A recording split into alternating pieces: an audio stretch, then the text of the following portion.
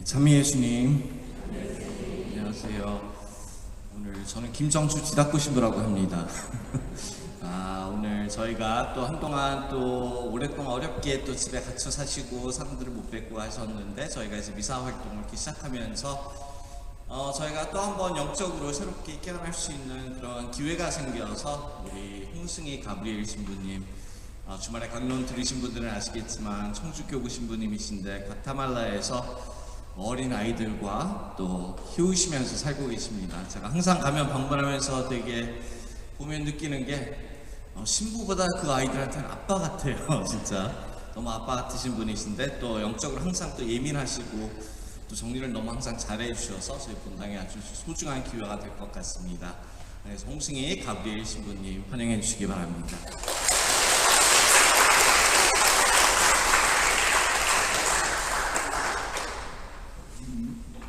네, 안녕하세요. 주말에 인사드렸죠? 근데 홍승희 가브리엘 신부입니다.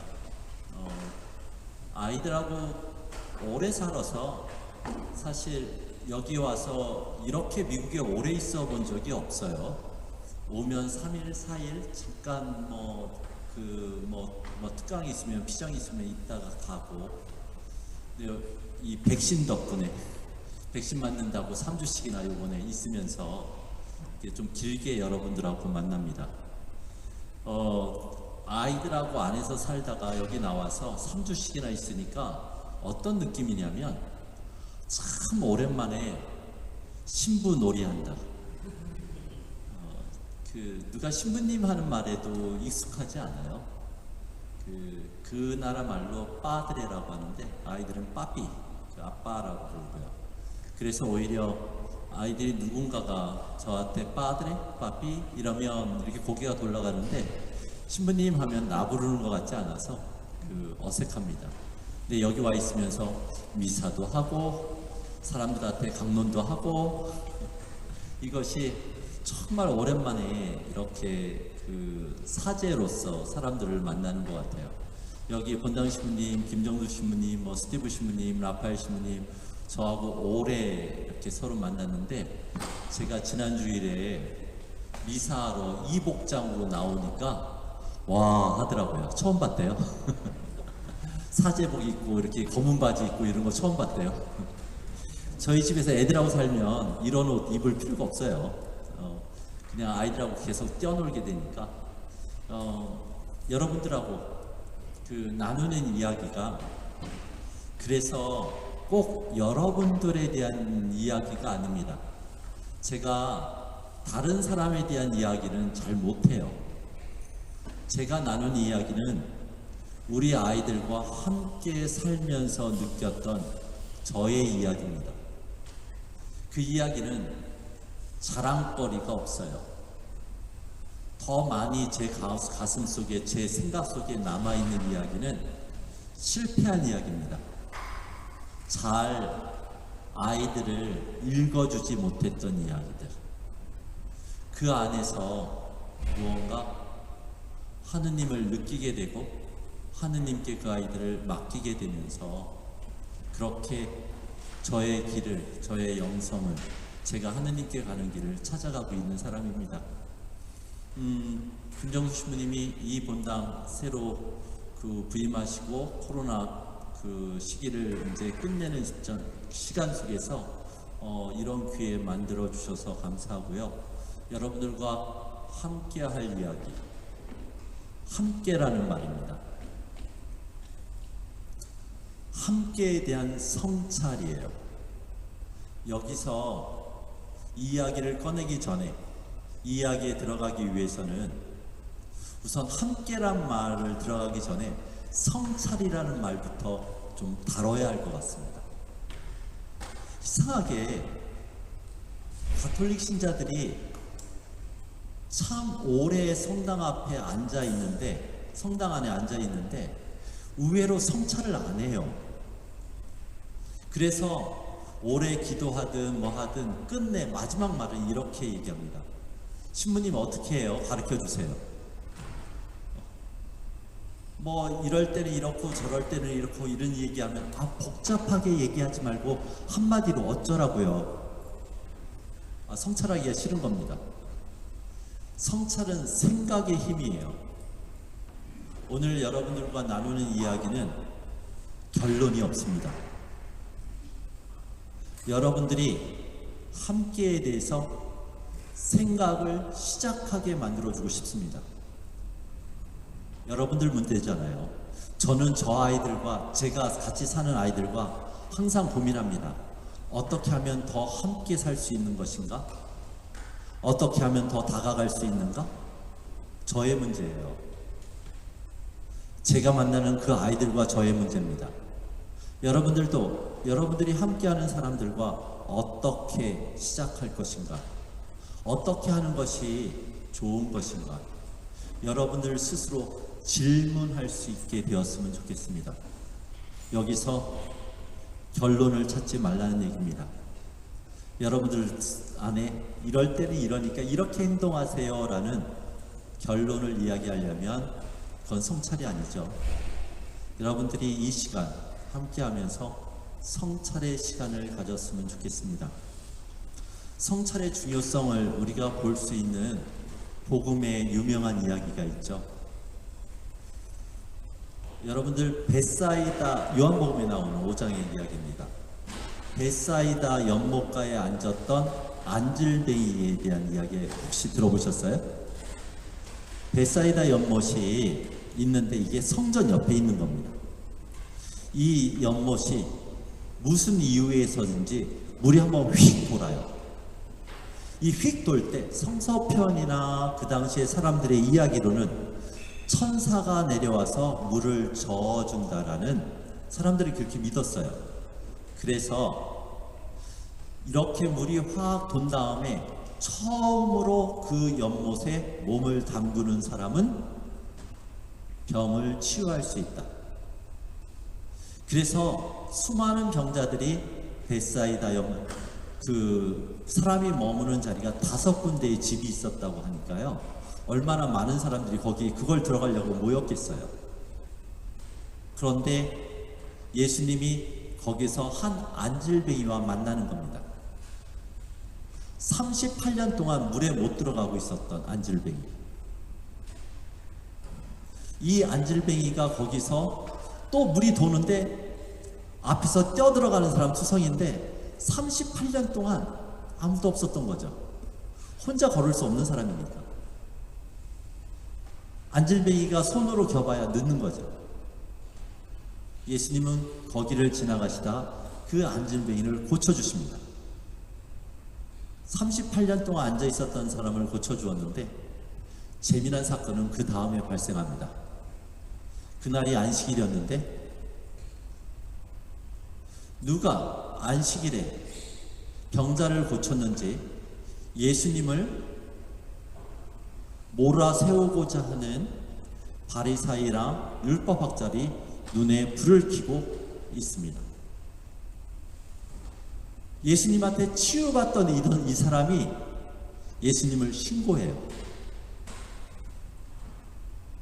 이게 너무 웃긴 거예요.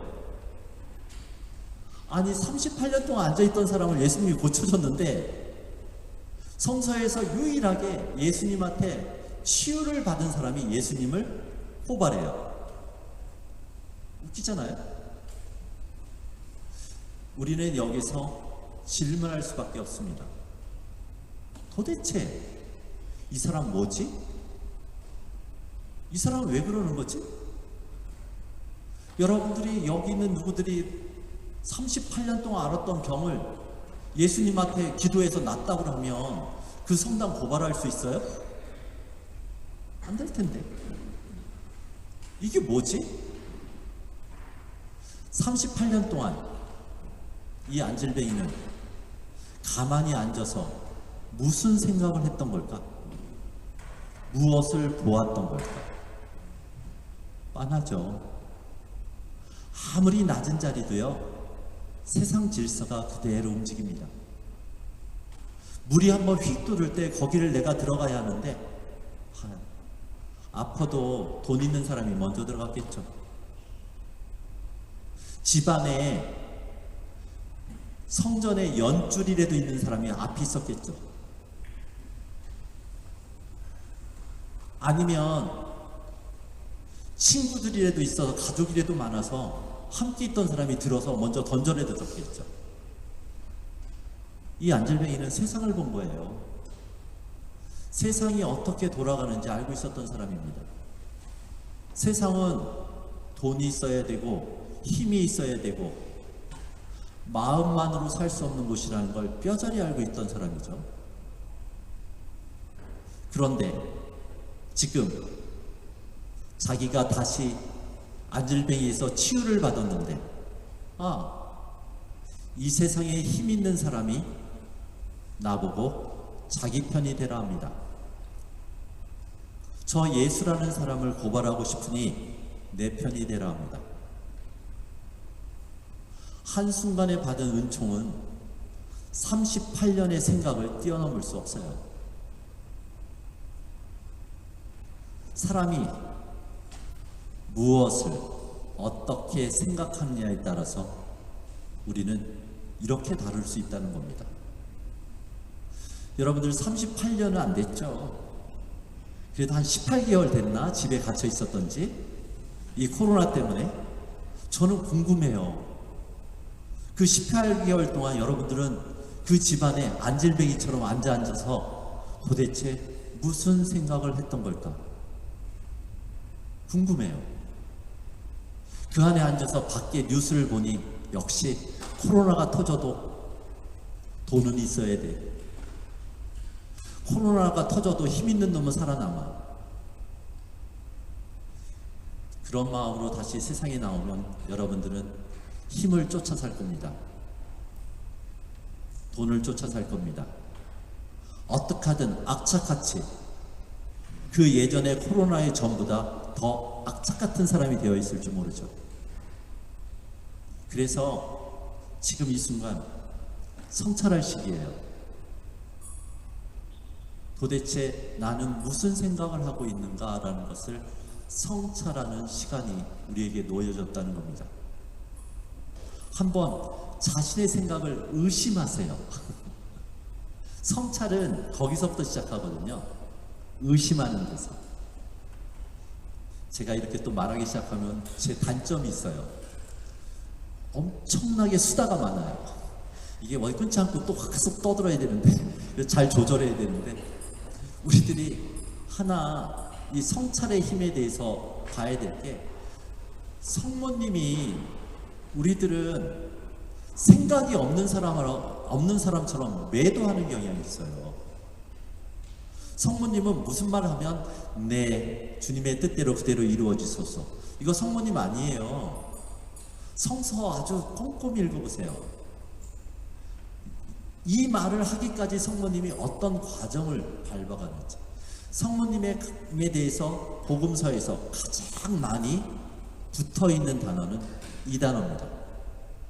곰곰이 생각하셨다. 천사가 나타나서 이제 하느님의 아들을 잉태할 테니 저희 성모님의 반응, 곰곰이 생각하셨다. 자기 아들을 성전에서 잃어버리고 성전에서 아들을 찾는 그 순간에 성모님은 곰곰이 생각하셨다. 복음서의 구절입니다. 신앙은 곰곰이 생각할 수 있는 사람의 몫입니다. 우리는 신앙이 생각 없이 그냥 고개 숙일 수 있는 능력이라고 착각하지 말자는 거죠. 그냥 고개 숙이다 보면 우리는 돈 앞에, 권력 앞에, 온갖 나쁜 것 앞에 고개 숙일 수 있어요. 저것이 정말 올바른 것인지 아닌지 생각하는 것, 곰곰이 생각하고 그리고 그 다음에 따라 나서는 것. 성찰에 대한 이야기, 이 잔소리를 꼭 여러분들과 먼저 나누고 싶습니다. 자, 그러면 이제 함께라는 말에 들어볼까요? 함께에 대해서 성찰해 봅시다. 코로나 시기에 여러분들 집에 혼자 갇혀 있으면서 좋았어요? 싫었어요? 물론 먹고 사는 문제 빼고요. 코로나 때문에 먹고 사는 문제가 다 힘들어졌으니 얼렁 이 코로나가 끝났으면 좋겠다. 일을 해야지. 먹고 살아야지. 당연하죠. 그런데 그것만 빼면 그래도 괜찮은 것 같아. 미사도 집에서 하니 되네. 나쁘지 않네. 사람들 어쩔 수 없이 무슨 모임이다 하면 사회생활을 위해서 참석했는데 속에서는 스트레스가 이거 사회생활 힘들다. 다 쫓아다녀야 하나? 그런데 코로나가 탁 터지니까 안 가도 돼요. 사람들을 이렇게 봤더니 사람들은 코로나 시기에도 정말 가까운 사람하고는 다 만나더라고요. 얘 너 뭐 하니? 우리 음식 갖고 갈게. 우리끼리라도 먹어야지. 다 만났어요. 마치 혼자 집에 고립돼 있던 것처럼 생각하는데 가장 친한 사람들하고는 또 만나요. 그러면 별반 나쁘지 않더라고요. 우리 천사의 집도 코로나 터지고 나서 폐쇄를 선언했습니다. 아무도 못 들어오고 아무도 못 나간다고.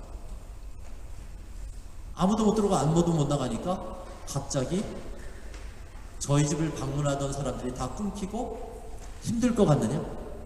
아니요. 돈은 후원비는 온라인으로 들어옵니다. 전혀 상관이 없어요. 세상이 이렇게 편할 수가 없어요. 애들도 사고를 안 쳐요.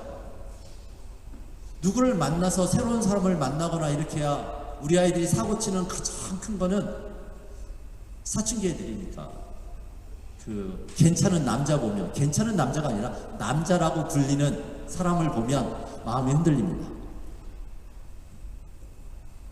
뭐 거기선 제가 좀 짜증이 나는데 남자만 보면 애들이 마음이 흔들리는데 어느 순간에 그게 저한테 느껴지더라고요. 왜 저것들은 날 보면서는 흔들리지 않는 걸까? 나도 이제 내가 이렇게 돼버린 걸까? 아니, 그러니까 우리 좀 편했어요. 오히려 돈 문제와 사람들의 생계 문제만 해결될 수 있다면 이 코로나 나쁘지 않다라고 느꼈어요.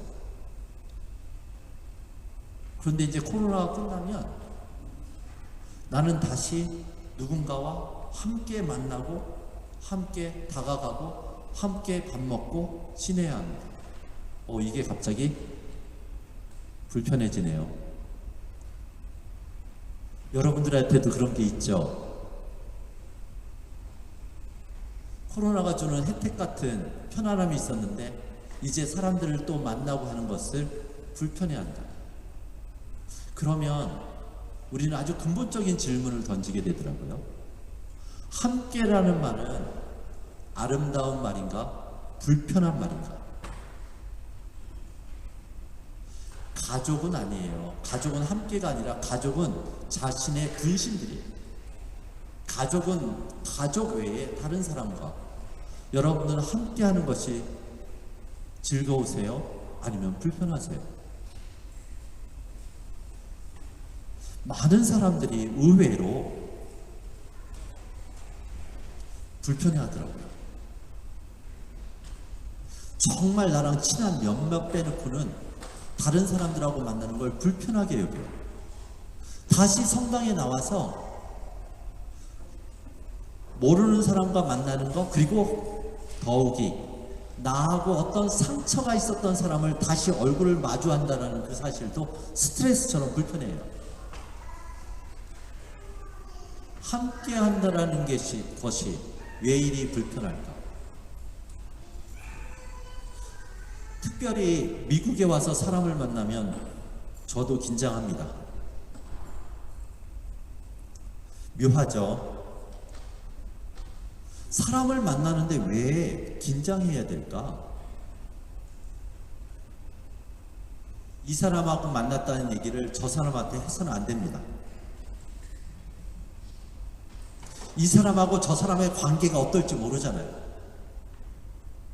그리고 이 사람이 직접적 관계는 없었다고 이 사람하고 친한 사람이 이 사람하고 사이가 안 좋을 수도 있어요.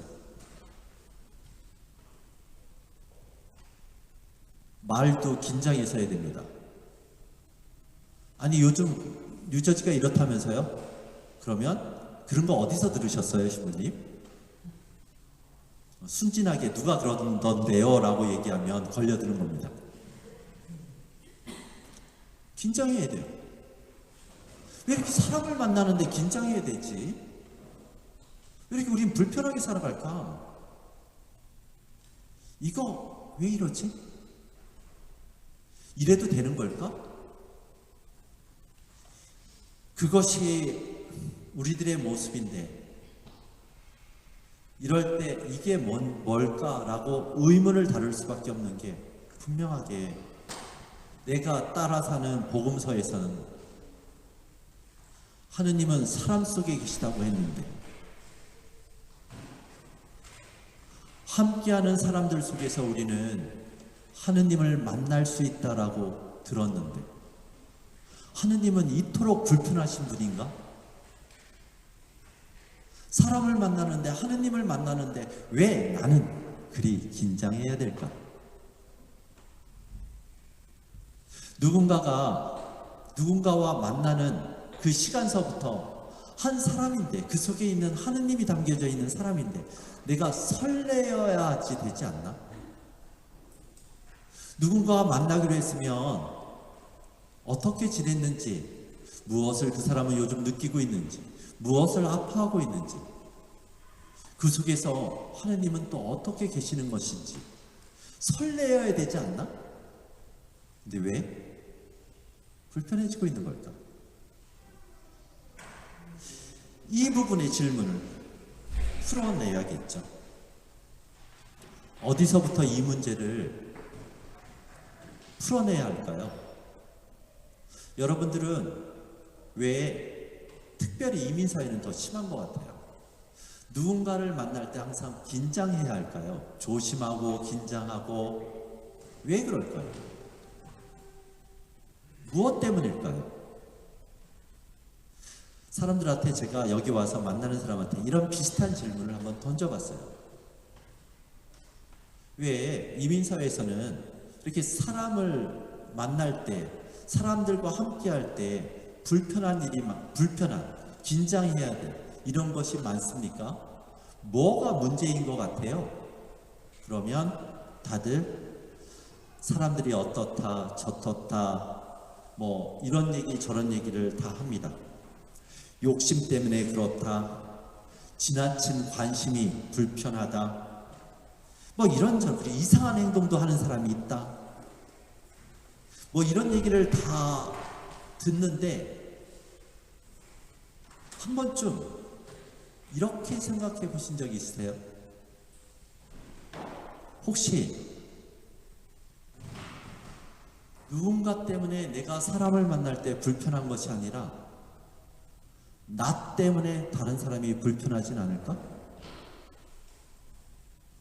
우리는 성찰의 기본은 나예요. 이게 성찰 훈련이 잘 안 돼 있다라는 게 뭔가 생각하라고 하면 저 사람 때문에 이 사람 때문에 여기는 이래서 이 본당은 이래서 성찰의 방식이 그렇게 움직여요.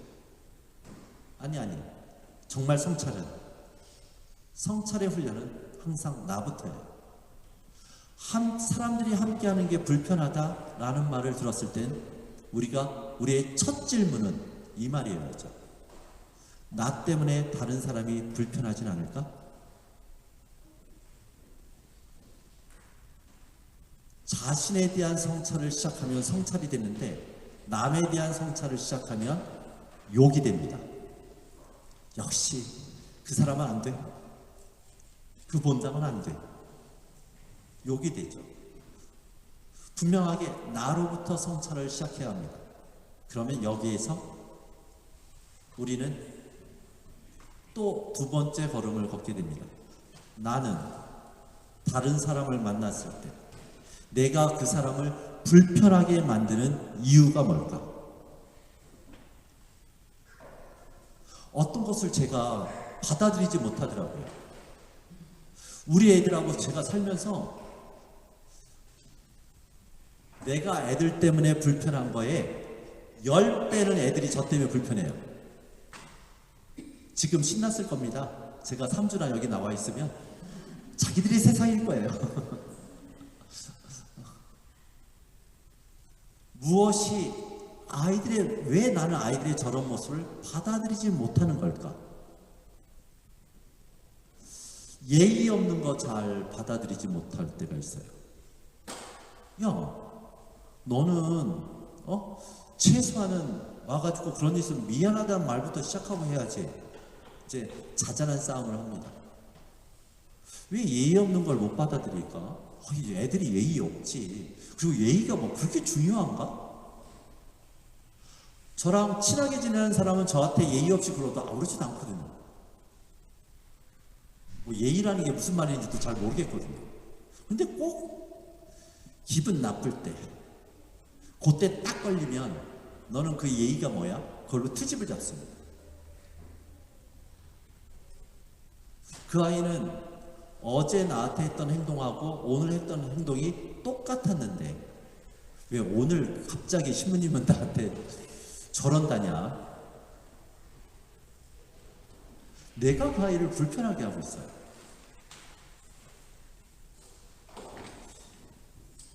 보면 이민사회에서 여러분들하고 만나면 우리 아이들하고 똑같은 점을 하나 보는데, 한 사람을 만나는데 두 사람하고 이야기하는 것 같은 거. 이 느낌 아세요? 내가 이 사람하고 얘기하는데 이 사람이 보이지 않는 또 하나의 사람을 데려왔어요. 자기 10살 때 상처받은 자기의 모습을 데리고 왔던지, 남편하고 싸웠으면 남편의 모습을, 남편을 옆에 데리고 왔던지. 이 사람하고 나는 지금 1대1로 만났는데 1대2로 얘기하고 있어요. 그런데 그 사람뿐이냐? 나도 데려오죠. 예전에 상처받은 나를 데려와요. 그러면 둘이 만났는데 4시 얘기하고 있는 거예요. 어떤 사람을 만나고 왔는데 너무 피곤해요. 아니 둘이 한 1시간 얘기했는데 왜 이렇게 피곤하지? 한 10사람하고 얘기하는 꼴이 되거든요. 그 사람이 자신의 상처가 많은 사람이면 수많은 사람을 옆에다 데려다 놨어요. 저는 이 사람하고도 얘기하고 저 사람하고도 얘기하고 얘기를 해야 합니다. 그리고 더 웃길 때는 뭐냐면 둘이 만났는데 각자 데려온 사람들끼리 싸워요. 이유 없이. 어떤 한 사람은, 내가 데려온 사람은 아주 옛날에 돈 때문에 멸시받았던, 상처받았던 기억이 있는 나를 데려왔어요. 이 사람은 아무렇지도 않게 나 요즘 요번에 차 바꿨는데 차가 너무 괜찮아 라고 하는데 미워져요. 내가 데려온 얘가 엄청 미워요. 잘난 척 하는구나. 그래, 너 잘났다. 어긋나고 있어. 그렇게 하고 돌아오면 불편해요. 자신의 컴플렉스라는 거, 자신의 상처라는 거, 이걸 우리는 뒤에다가 데리고 다녀요. 그래서 남들을 불편하게 하더라고요. 우리 집 한번 예를 볼까요?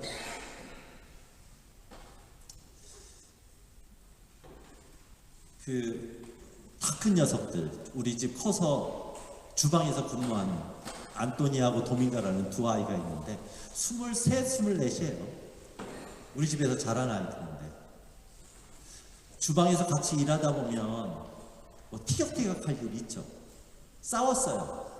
싸웠는데 한 녀석이 안토니아라는 녀석이 도밍가라는 녀석이 둘 다 힘세요. 근데 주방이라니까 힘센 애들 골라서 하는 건데 이렇게 툭 쳤어요.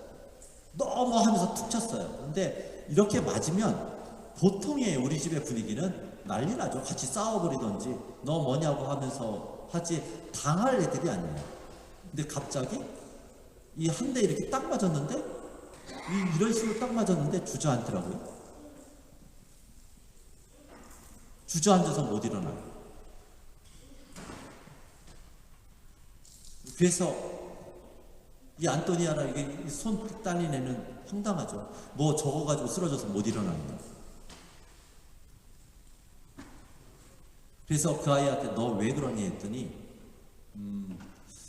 그 우리 집에 그 7살쯤에 들어온 아이인데 자기를 그렇게 갑자기 그 순간에 그 하나에 딱 맞는 순간에 갑자기 자기를 그렇게 때리던 엄마 모습이 갑자기 덮쳤대요. 손을 꼼짝할 수 없었다고. 가능해요. 이 아이의 트라우마가 지금 하나 데려온 겁니다. 그래서 이제 그걸 때리는 한테 이렇게 얘기합니다. 야, 얘가 그것 때문에 저렇게 주저앉았대. 이 아이의 대답은 또 그렇습니다. 아니, 어렸을 때 저만 맞았대? 나도 무진장 맞았어. 20살짜리가 지금 싸우는데 20살짜리들이 싸우는 게 아니에요. 10년 전에 두 사람이 싸우고 있는 거지. 이걸 데리고 와서 싸우고 있는 거예요. 우리는 그걸 데리고 다닌다고. 그래서 그걸 데리고 다니면, 거느리고 다니면 다른 사람과 함께 하기가 정말 힘들어요.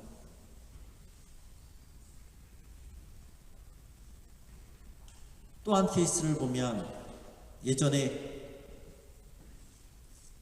한 녀석, 우리 집에 여자애들 집인데 남자아이가 하나 들어와서 이제 남자아이가 그 동생하고 같이 들어와서 컸는데 이게 뭐 도둑질하는 버릇을 못 고쳐서 항상 싸우고 하다가 한번 걸려가지고 뒤지게 혼내키고 있는데 우리 집에 있던 신학생이 이제 혼을 내키는데 제가 멀리서 이렇게 봤더니 비웃더라고요. 딱 이렇게 눈 돌아가는 거 옆에 봤어요. 쟤는 안 되겠다. 쟤 데려와. 이게 폭력에 노출됐던 애들을 다루기가 제일 힘든데 이게 폭력에 노출된 애들은 따뜻함이 안 먹혀요. 사실 비웃지. 뭐 기껏해야 뭐 그 책 베껴 쓰라고 하고 뭐 무슨 뭐 간식 없다고 하고 하라고 그래. 뭐 씨도 안 먹혀요. 그런 것들. 저거 봐라. 그래서 그 제 방으로 불러놓고 아무도 제 방 근처에 못 오게 다 멀리 이렇게 떨어뜨려 놓고 몽둥이 하나 딱 들고 너는 버릇을 고쳐야겠다. 몇 대 맞을래? 그러니까 한 대래요. 요게 또 약이 오르잖아요. 그래서 한 대 좋아. 한 대를 정말 세게 엉덩이를 때렸어요. 그랬더니 바로 하는 얘기가 그만 때리라고 우리 아빠가 훔친 거 갚아줄 거라고. 이 말은 요 말에 딱 멈췄어요. 얘하고는 더 이상 실갱이가 아니구나. 물론 아빠도 없어요. 아빠도 없는데 제일 본질적으로 심각한 문제는 뭐냐면 이 아이가 지금 자기가 도둑질했다는 그 행위 때문에 많은 사람들이 지금 가슴 아파하고 힘들어하고 있다는 사실을 모르는 거구나. 우리가 화내는 이유가 물건 때문이라고 생각하는 거구나. 이 아이하고 풀어낼 길이 없어요. 이 아이는 예전에 어딘가에서 물건을 훔쳤다가 그 물건을 때문에 혼나겠죠. 혼나든지 어떻게 됐겠죠. 그때 그 모습을 끌고 다니는 겁니다. 누군가에게 이 물건만 갚으면 문제가 안 된다고 생각하고 사는 거죠. 그 아이의 그 오래전의 그 모습, 그 사람을 그 아이도 데리고 다니는 겁니다. 또 다른 아이. 저걸 어쩔 거나.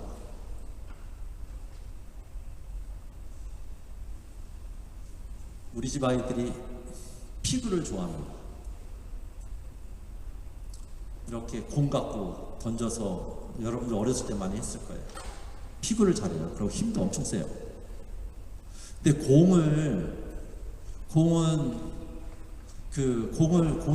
나오는 그 저기가 못 받으니까 그 잠겨 있으니까 돌덩어리를 두고 피구를 한 거예요.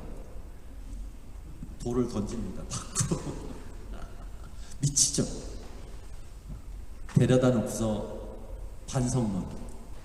반성문을 써. 이것들이 어디 일을 하다 큰일 났어. 너희들 둘 다 반성문 써. 반성문 내용이 이렇습니다. 돌로 피구를 하면 사람이 다친다. 사람이 다치면 병원에 가야 한다. 병원에 가면 돈이 든다. 신부님은 지금 돈 벌러 갔다. 우리 집에서는 절대 돈 드는 일을 해서는 안 된다. 반성문 내용. 이거 어쩌겠어요. 이 아이에게는 세상의 사람들이 걱정하는 건 돈 때문이라는 그 상처를 하나 들고 다니는 겁니다. 데리고 다니는 거예요. 이 아이는 누군가가 나한테 뭐라고 해도 돈 때문이지 라고 생각합니다. 우리 집에 같이 사는 봉사자 하나는 처음엔 너무 어색하더라고요. 요만큼도 주는 걸 안 받아요. 선물이든 뭐하든 누군가가 이렇게 고생한다 하고 주는 걸 절대 안 받습니다. 너 왜 그러니? 왜 그래? 했더니 자기 초등학교 때 아버지가 보증을 서서 집안이 쫄딱 망해서 그거를 자기들은 20년 동안 힘들게 살았다고. 그 뒤로 나는 누군가에게 빚진다라는 것이 무섭다고. 그것을 20년 동안 데리고 사는 거예요. 근데 어떤 사람이 그 친구한테 뭘 주면서 내가 이렇게 주는 것이 불편하니? 나를 싫어하니? 너한테 뭐 하나 주는 것도 이렇게 내가 힘들면 어떻게 너랑 같이 지내니? 그렇죠. 그런 말을 들을 수 있어요. 우리는 여러분들 모두가 적어도 한두 사람을 데리고 다닌다라는 거예요. 여러분들 뒤에 어쩌면 누군가와 함께하기 힘든 이유가 그 사람 때문이 아니라 나 때문일 때가 많다고요. 내가 데리고 다니는 사람 때문에. 그래서 누군가와 함께할 때 내가 다른 사람들을 불편하게 하는 사람일 수 있다는 얘기입니다. 어떻게 할까요? 어떻게 나는 내가 데리고 다니는 이 상처의 그늘들을 편안하게 해줄 수 있을까요? 적어도 이 상처의 그늘들을 내가 데리고 다니는 이 사람들을 그래도 집에 놓고 올 수만 있어도 그래도 나는 사람들을 좀 더 편안하게 해줄 수 있는 사람이 될 텐데 어떻게 그 길을 갈 수 있을까요? 복음서를 뒤져봅니다. 되게 슬픈 장면이었어요. 여러분들은 어떻게 느끼실지 모르겠는데 저한테는 복음서 안에서 가장 슬픈 장면을 하나 고르라고 한다면 이 장면을 저는 떠올라요. 부활한 예수가 토마스에게 손을 내미는 장면 아시죠? 요한복음에 토마스가 그 제자들 모인데 부활한 그 예수님이 제자들 모인데 방문을 했는데 그때 토마스가 없었어요. 토마스는 의심 많은 사람이라고 생각하지 마세요. 용감한 사람입니다. 아니, 예수님이 부활을 했는데도 제자들은 밖에 두려워서 못 나가고 잡혀갈까봐 안에 꽁꽁거리는데 먹고는 살아야 될 거 아니에요. 유일하게 밖에 나가서 출입했다는 얘기는 뭐래도 사오고 뭐래도 갖다 갖고 밖에 출입을 했다는 건 그 12제자 중에 가장 용감한 사람이라고 밖에 느껴지지 않아요.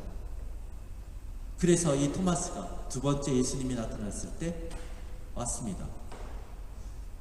제자들을 보면서 그 얘기를 했거든요. 니네 그렇게 발발 떨고 있는 모습을 보니 예수가 부활했다라는 것이 부활했다는 사실을 나보고 믿으란 얘기냐고 그렇게 떨고 있으면서 그 순간에 예수님이 두 번째 다락방에 들어서시죠. 그리고 손을 내밀어서 넣어보라 하셨을 때 성서는 꼼꼼히 읽어야 된다고 제가 얘기하는데 여러분들 이게 퀴즈입니다. 문제입니다. 손가락을 토마스가 예수님 손에 넣었을까요? 안 넣었을까요? 넣었을까요? 안 넣었을까요? 이거 성서 제대로 보세요. 안 넣었어요. 아주 궁금해 죽겠어요. 아유 좀 늦지. 왜 성서는 거기서 끝날까? 넣어봐라 그랬더니 거기서 바로 무릎 꿇고 나의 주님 나의 하느님 고백을 하죠. 안 넣었어요. 근데 이건 지금 토마스 입장에서 본 것이고요. 예수님 입장에서 보면 이 장면이 그렇게 슬퍼요. 일단은 부활해도 상처는 남는 거네. 아니 이 상처는 뭐야 도대체? 우리가 우리의 생을 살아가면서 얻는 이 상처가 죽어도 남는 거라고? 아니 죽고 나서 부활했는데도 남는 거라고? 아니 부활했으면 그 상처 좀 없었으면 좋겠는데. 제가 우리 아이들하고 살면 그 상처에 민감하거든요. 아니 저 아이들의 저 상처는 어떻게 깨끗해질 수 있을까? 어떻게 하면 저 상처가 사라질 수 있을까? 그런데 길이 없는 거예요. 아니 복음서 그래도 복음은 믿고 사는데 이 복음서에 부활한 예수 몸에 상처가 그대로 있다니 이건 슬프다. 그리고 손을 내미는 예수님의 그 손을 보면서 그걸 손을 넣어보라고 말하시는 예수님. 그래서 예전에는 이렇게도 생각해 봤어요. 부활한 예수의 상처가 부활했다는 얘기는 흔적은 있어도 더 이상 아프지 않으면 그게 부활 아닌가? 내 상처를 떠올렸을 때 더 이상 아프지 않는 순간이 오면 그때 내 상처는 부활한 건가? 그러니 손을 내밀고 넣어보라고 하지. 그때는 넣어보라는 그것이 아프지 않은 줄 알았어요. 좀 더 아이들과 살다 보니 아니더라고요. 상처는 어느 시간이 지나가도 아픈 거더라고요. 잘 안 돼요. 얼마의 시간이 지나갔든 아무렇지도 않듯 이제 그 상처는 별거 아닌 듯 시간이 이렇게 지났다고 생각했는데도 어느 한밤에 갑자기 다시 아파오는 거. 우리 아이들 보면 그래요. 저렇게 아무렇지도 않게 뛰어놀 수 있을까? 라고 했는데 어느 순간에 울고 있어요. 그것이 떠오르는 순간이 있더라고요. 그것이 떠오르는 순간에 고통도 같이 떠올라서 이게 묘하더라고요. 그리고 나서 예수님을, 부활한 예수님을 다시 봅니다. 부활한 예수님이 제자들한테 와서 재밌게도 배고프다 하네요. 무엇 먹을 게 없느냐라고 물어요. 배고프다는 겁니다. 이건 다른 말로 느낌을 갖고 있다는 얘기예요. 느낌이 없으면 배고픔은 느끼지 못하죠. 육체를 갖고 있다는 것은 느낌을 갖고 있다는 겁니다. 아프고 부드럽고 따뜻하고 외롭고 육체를 갖고 있다는 건 느낌을 갖고 있다는 얘기인데, 이건 배고픔을 느낀다는 건 부활한 육체가 느낌을 갖고 있다는 얘기인데, 이러면 더 심각해지는데, 예수님의 그 상처도 여전히 아팠겠다. 토마스 앞에 내놓는 그 손은 여전히 거기에 손가락을 넣으면 자지러지게 아픈 손을 내미는 거구나. 이 상처라는 것은 이런 거구나. 그러면 이 부활한 육체의 이 상처는 뭐가 다른 걸까? 내보일 수 있는 것.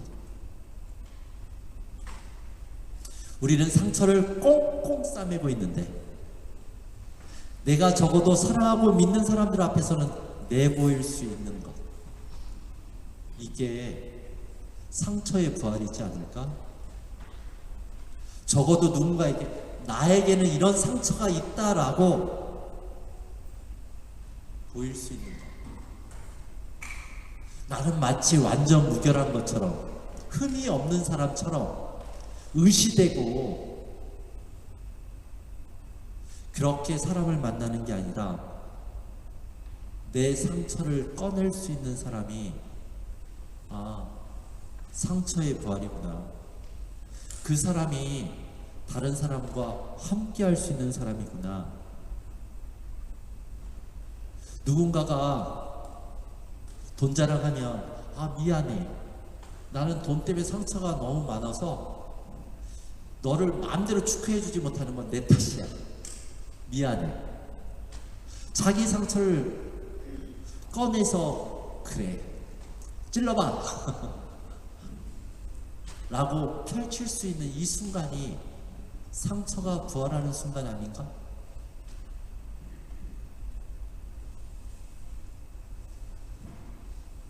우리는 각자의 상처를 끌어안고 사는 사람은 자기 상처가 세상에서 제일 아프다라고 착각합니다.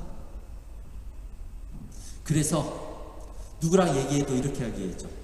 나 그것 때문에 이렇게 해가지고 세상 저 사람이 나한테 어떻게 그럴 수 있어? 라고 하면 바로 대화하는 다른 사람이 나오는 게 이렇게 얘기합니다. 그건 아무것도 아니야. 꼭 따라오는 말이에요. 아무것도 아니야. 삭제. 내 고통이 더 커. 나는 이런 일도 겪었어. 꼭 이렇게 얘기해야 되죠. 상처도 서열을 세워요. 상처를 갖고, 아픔을 갖고 경쟁도 해요. 내가 더 아픈 사람인 것처럼. 자기 상처를 들고 다니는 사람들은 자기 상처의 감옥에 갇히면 타인과 만나는, 함께하기 참 힘들어져요. 이 상처에 대해서 조금 많이 전착한 철학자 중에 하나가 아드로노거든요. 그의 유명한 명제, 태제 중에 이런 말이 있어요. 상처로 숨쉬는 허파. 상처는 숨을 못 쉬어요. 그 상처가 숨쉴 수 있는 허파. 폐. 그것은 어디인가? 아드로노는 그렇게 얘기해요. 우리가 우리 상처를 넘어설 수 있는 유일한 길은 타인의 상처에 대한 애도다.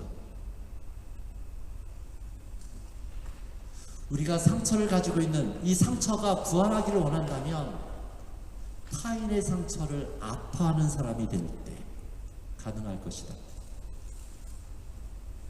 어떻게 타인의 상처에 아파할 수 있는지 내일 합시다.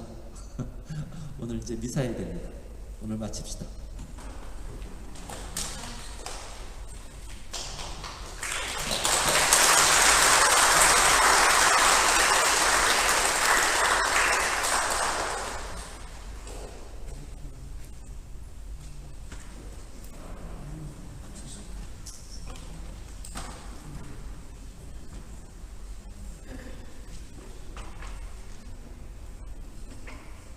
감사합니다, 홍수님. 내일 또 같은 시간 7시에 강의 있으시고요. 오늘 저녁에 이제 10분 후에 8시에 미사가 있죠. 저희 미사 홍수님 함께 해주시고 내일도 이어서 강의를 해주겠습니다. 혹시 저희 뒤에 몇 권이 안 남았는데 홍신부님이 최근에 그 푸른 물고기라는 책을 쓰셨어요. 사실 여기서 들어오는 돈도 사실 천사의 집으로 가는 거지만 우리 군도 출판사에서 출판이 된 책인데 편지로 읽는 마르코 복음서라고 이렇게 제목이 되어 있는데 읽어보면 참 재밌습니다. 그 복음서를 이렇게 뭐 성경 공부라고 생각하시기보다 거기에 사는 저도 잘 아는 훌리아라는 친구가 있습니다. 신부님이 훌리아라는 친구한테 아빠로서 얘기를 하면서 마르코 복음을 이렇게 풀어주는 그런 책인데요. 몇 권이 안 돼서 저희 뒤에 지금 시간이나 아니면 미사 후에 구입하실 수가 있는데 원하시는 분들이 많을 것 같아서 저희가 또 주문을 받고 있습니다. 한국에서 오기 때문에 이게 배송이 돈이 많이 들어서 우리가 합쳐서 주문을 하면 함께 이렇게 좀 저렴하게 가지고 올 수가 있어서 혹시 관심 있으신 분들 뒤에 우리 소담의 선생님 봐주시기 바랍니다. 조금 이따 미사 시작하겠습니다. Quiero verte sin cesar.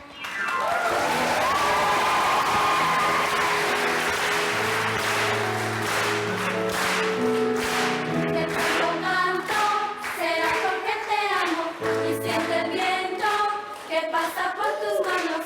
Todo es distinto cuando te estoy mirando. No me comprendo, será porque te amo. Canta tu ritmo y en pleno mes de enero es primavera. Será porque te amo. Si estamos juntos, no sé ni dónde estamos. ¿Qué nos importa? Será porque te amo. Vuela, que vuela y verás que no es difícil volar. Vuela, que vuela y veré al mundo loco de Atansi. Canto, canto por ti, por un amor que aparece, que nace y que crece dentro y fuera de mí. Duermo y no duermo, pienso y no estoy pensando.